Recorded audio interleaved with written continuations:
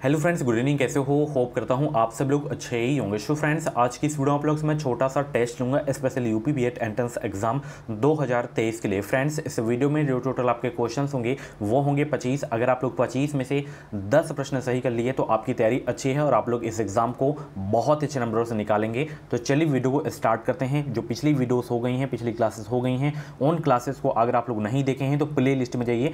Play list में आपको सारी की सारी क्लासेस मिल जाएंगे। और आज संधि की क्लास हुई है और सुबह ज्योग्राफी की मैराथन क्लास हुई है। उन दोनों वीडियोस को अगर आप लोग नहीं देखे हैं तो इस वीडियो को देखने के बाद जाके देख लीजिएगा। बहुत ही ज़बरदस्त वीडियो वो है, ठीक है।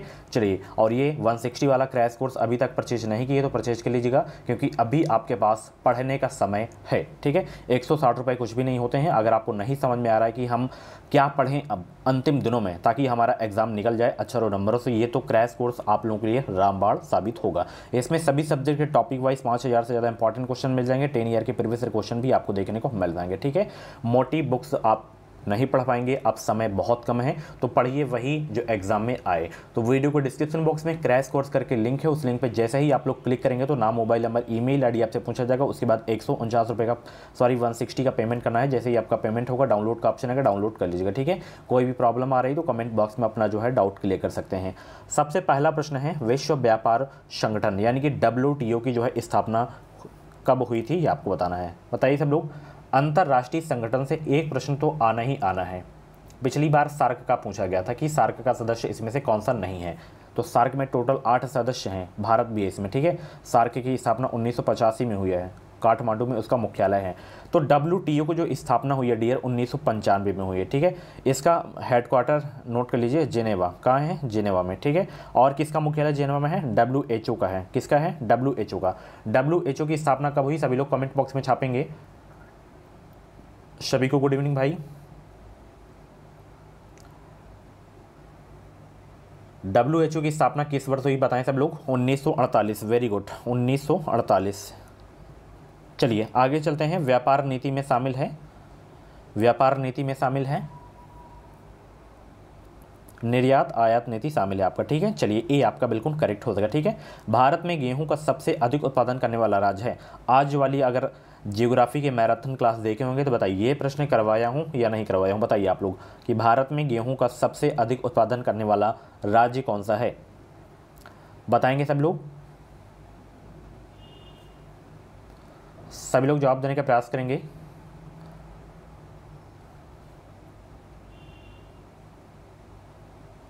और आप सभी को पता है कि नाटो में जो है अभी तक 30 सदस्य देश हैं, अब उसमें 31 हो गए हैं। फिनलैंड को शामिल कर लिया गया है, ठीक है। फिनलैंड को याद रखना। तो भारत में गेहूं का सबसे अधिक उत्पादन करने वाला राज्य है अपना राज्य उत्तर प्रदेश। 53 का बी आपका बिल्कुल करेक्ट हो जाएगा। दुग्ध उत्पादन में संसार में भारत का कौन सा स्थान है? बताएं सब लोग। और आप लोग बताएं सार्क में कौन कौन से सदस्य देश हैं?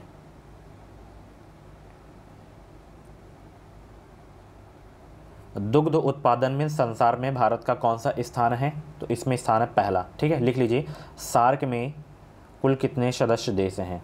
लिखिए, सभी लोग नोट करिए। अफगानिस्तान हो गया, ठीक है, अफगानिस्तान हो गया, एंड बांग्लादेश हो गया, बांग्लादेश हो गया, ठीक है, एंड आपका भूटान हो गया। पिछली बार ये प्रश्न पूछा गया था कि इसमें से सार्क का सदस्य कौन सा नहीं है। जब 8 याद रहेंगे तभी तो पता चलेगा कि ये है कि नहीं है।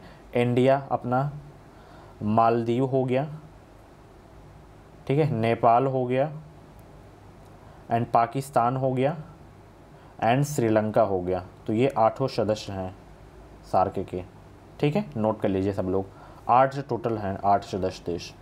चलिए आगे चलते हैं। भारत में केंद्रीय बैंक का कर्तव्य कौन सा बैंक निभाता है? बताएं सब लोग। भारत में केंद्रीय बैंक का कर्तव्य कौन सा बैंक निभाता है? तो वो निभाता है RBI, भारतीय रिजर्व बैंक, ठीक है। RBI की स्थापना वर्ष एग्जाम में पूछा जा सकता है तो नोट कर लीजिएगा 1935, 1 अप्रैल 1935। और इसका राष्ट्रीयकरण हुआ था 1 जनवरी 1949 को। इसका हेडक्वार्टर कहाँ पे है? मुंबई में है, ठीक है, मुंबई में। इसके फर्स्ट गवर्नर थे सर ऑशबॉर्न स्मिथ। प्रथम भारतीय गवर्नर कौन थे? CD देशमुख थे। एंड इस समय 25वें शक्तिकांत दास हैं। कौन है? शक्तिकांत दास हैं, ठीक है। चलिए आगे चलते हैं। भारत में राष्ट्रीय आय का आकलन पहली बार किसने किया था? बताएं सब लोग। भारत में राष्ट्रीय आय का आकलन पहली बार किसने किया था?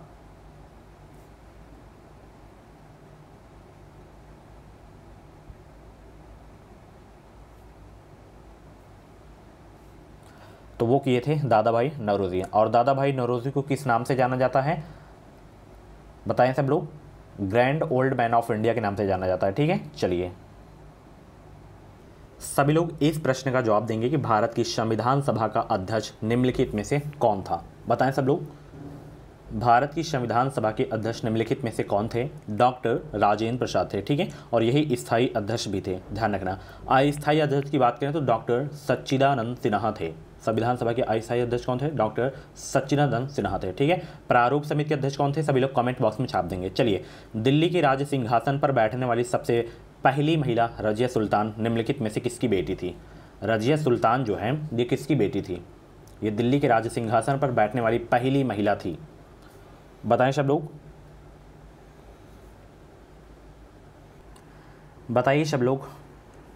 दिल्ली के राज सिंहासन पर बैठने वाली सबसे पहली महिला रजिया सुल्तान किसकी बेटी थी? इल्तुतमिश की बेटी थी, ध्यान रखना। और इल्तुतमिश किसका निर्माण पूरा करवाए थे, ये आपको कमेंट बॉक्स में जवाब देना है। ठीक है, चलिए अगला प्रश्न पॉलिटी का है और बहुत ही जल्द मैं पॉलिटी की मैराथन क्लास लेने वाला हूँ। जैसे हिस्ट्री की, ज्योग्राफी की लाया हूँ, वैसे पॉलिटी की भी लाने वाला हूँ। ठीक है, चलिए यदि संविधान के अनुसार भारत को एक पंथ निरपेक्ष राज्य घोषित कर दिया गया है तो इसका तात्पर्य निम्नलिखित में से क्या है? बताइए, इसका तात्पर्य निम्न में से क्या है? वीडियो को लाइक कर दो, बहुत ही कम लाइक है अभी। तो इसका जो तात्पर्य है, पंथ निरपेक्ष कि राज्य धर्मों का नागरिक का निजी मामला समझता है और इस आधार पर कोई भेदभाव नहीं करता है। तो 59 का सी आपका बिल्कुल करेक्ट हो जाएगा। निम्नलिखित में से वह राज्य कौन सा है जिसे भारत का सबसे पहला भाषाई राज्य कहा गया है? वो है Andhra Pradesh. Very very most important question है, यानी कि भाषाई आधार पर गठित होने वाला जो पहला राज्य है वो है आंध्र प्रदेश। ठीक है, तो बी आपका बिल्कुल करेक्ट हो जाएगा। ठीक है, चलिए आजकल संपत्ति के अधिकार निम्नलिखित में से किस अनुच्छेद में है? बताइए किस अनुच्छेद में है? 61 का जवाब देने का प्रयास करेंगे। आजकल संपत्ति के अधिकार निम्नलिखित में से किस अनुच्छेद में है? तो ये है अनुच्छेद 300 का काम है। ठीक है, ये आपका बिल्कुल करेक्ट हो जाएगा। ठीक है, सभी लोग वो लाइक करो, वीडियो को लाइक करो, फटाफट वीडियो को लाइक कर दो। चलिए, राष्ट्र को किस अनुच्छेद के अंतर्गत यह अधिकार प्राप्त है कि वह वित्तीय आपातकाल लागू कर दें? देखिए 3 होते हैं आपके, एक 352 होता है, एक 356 होता है, एक 360 होता है। ठीक है, 352 आपका आपातकाल होता है। ठीक है, ये राष्ट्रपति शासन होता है, ये वित्तीय आपातकाल होता है। तो यहाँ पे ए वाला आपका बिल्कुल करेक्ट हो जाएगा। ठीक है, चलिए 356 राष्ट्रपति शासन। ठीक है, ये आपातकाल है आपका केवल। ठीक है, चलिए सम्राट अशोक के धर्मगुरु थे कौन? सम्राट अशोक के धर्मगुरु थे कौन? सम्राट अशोक के धर्मगुरु थे उपगुप्त। हिस्ट्री वाली क्लास देखे होंगे तो ये प्रश्न कर लिए होंगे आप लोग। मानसरोवर झील कहाँ स्थित है? बताएं, मानसरोवर झील कहाँ स्थित है? ये है चीन में। ठीक है, very very most important question था। निम्नलिखित में से कौन सर्वाधिक चमकने वाला ग्रह है? आज की क्लास अगर आप लोग जियोग्राफी वाली देखे होंगे तो ये प्रश्न आप लोग कर लिए होंगे। वैसे नॉर्मल प्रश्न है, सभी को आना भी चाहिए। ये सर्वाधिक चमकने वाला ग्रह है आपका कौन सा? शुक्र है। ठीक है, ध्यान रखना 65 का ए आपका बिल्कुल करेक्ट हो जाएगा। ठीक है, चलिए अगला प्रश्न, 1 डिग्री देशांतर को पार करने में 2 स्थानों के स्थानीय समय के बीच क्या अंतर क्या है? 8 मिनट का, 2 मिनट का, 4 मिनट का या 0?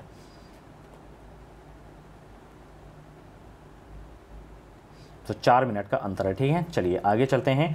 खैबर पास स्थित है कहाँ? खैबर पास स्थित है कहाँ? बताएं सब लोग, बताएं सब लोग। खैबर पास स्थित है कहाँ? तो ये स्थित है पाकिस्तान में, ध्यान रखना। 67 का डी आपका बिल्कुल करेक्ट हो जाएगा। भारत के पारादीप एवं कांडला पत्तन निम्न तट पर स्थित है? पश्चिमी तट पर, पूर्वी तट पर या क्रमशः पूर्वी और पश्चिमी तट या क्रमशः पश्चिमी और पूर्वी तट पर? बताएं किस तट पर स्थित है? वीडियो को लाइक कर दो, बहुत ही कम लाइक है यार, फटाफट वीडियो को लाइक कर दो सभी लोग। तो ये स्थित है आपका क्रमशः पूर्वी और पश्चिमी तट पर। ठीक है, चलिए आगे चलते हैं। अगला प्रश्न, निम्न में से किस वस्तु पर भारत सबसे अधिक विदेशी मुद्रा व्यय करता है? वो कौन सी वस्तु है जिस पर भारत सबसे अधिक विदेशी मुद्रा व्यय करता है? रबर, पेट्रोलियम पदार्थ, रुई या चाय?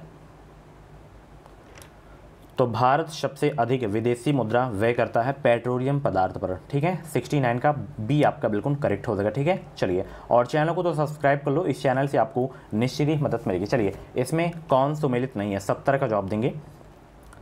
मदुरई तमिलनाडु में है, हरिद्वार उत्तराखंड में है, अलवर राजस्थान में है, झांसी आपका उत्तर प्रदेश में है, जो कि मध्य प्रदेश यहाँ पे ऑप्शन दिया गया, ठीक है। तो यहाँ पे बी वाला आपका नहीं सही था, ठीक है। चलिए, निम्न में से कौन सा राज्य प्रमुख कोयला उत्पादक नहीं है? वो कौन सा राज्य है जो प्रमुख कोयला उत्पादक नहीं है? इसमें छत्तीसगढ़ है, पश्चिम बंगाल है, महाराष्ट्र है, राजस्थान आपका नहीं है, ठीक है। चलिए, कंप्यूटर की असेंबली भाषा है, कंप्यूटर की असेंबली भाषा है अंग्रेजी एवं गणितीय संकेत, द्विआधारी संख्या यानी कि बाइनरी डिजिट, निमोनिक्स या फोर्टन। कंप्यूटर की असेंबली भाषा जो है वो है द्विआधारी संख्या, ठीक है। चलिए, उत्तर प्रदेश के निम्नलिखित जिलों में से किसका क्षेत्रफल सर्वाधिक है? बताएं, उत्तर प्रदेश के किस जिले का क्षेत्रफल सर्वाधिक अधिक है? वो है लखीमपुर खीरी का, ठीक है। अगर जनसंख्या में बात करें तो प्रयागराज की जनसंख्या सर्वाधिक है, सबसे ज़्यादा उत्तर प्रदेश में, ठीक है। राज्य में बात करें तो यूपी की और सबसे कम सिक्किम की, ठीक है। एंड ये वाला प्रश्न मैं करवा चुका था कि उत्तर प्रदेश के किस जिले में सर्वाधिक जनसंख्या है और सबसे कम जनसंख्या किस राज्य में है और क्षेत्रफल में सबसे छोटा कौन सा है। तो ये आप लोगों का होमवर्क है, एक तरह से कमेंट बॉक्स में दीजिएगा जवाब कि क्षेत्रफल में सबसे छोटा जिला कौन सा है। गोस्वामी तुलसीदास का जन्म किस जिले में हुआ था? ये भी हिस्ट्री की मैराथन क्लास में करवाया था। आप मेरी मैराथन की क्लास देख लीजिए और कोई भी दुनिया का प्रैक्टिस सेट उठा लीजिए बीएड का, अगर उसमें क्वेश्चन ना मिले तो बेकार ही है मेरा पढ़ाना, ठीक है। गोस्वामी तुलसीदास का जन्म किस इस जिले में हुआ था? देखिए, अब हिस्ट्री के 5 से 6 प्रश्न आएंगे। अब ये 25 क्वेश्चन मैं सॉल्व करवा रहा हूँ, इसी में से कम 4 से 5 प्रश्न आपको इसी क्लास में देखने को मिल जाते हैं, मेरी ही क्लास में। बाकी तो 50 क्वेश्चन हैं, अभी 25 क्वेश्चन और हैं। तो बहुत ही हेल्पफुल क्लासेस हैं सारी की सारी, हल्के में मत लीजिएगा। जो अब क्लासेस हो रही हैं, मेहनत लगती है, तो मेहनत आप लोग भी करिए। गोस्वामी तुलसीदास का जन्म जो है किस जिले में हुआ था? नोट करिए फटाफट, बांदा में हुआ था, ठीक है। चलिए, उत्तर प्रदेश का क्षेत्रफल देश के संपूर्ण क्षेत्रफल का कितना प्रतिशत है? बताइए। ये प्रश्न करवाया हूँ कि नहीं करवाया हूँ आज की क्लास में, आप लोग खुद बताइए। जियोग्राफी की क्लास देखे हैं, करवाए हैं, गए हैं कि नहीं करवाए गए हैं, ये क्वेश्चन बताइए।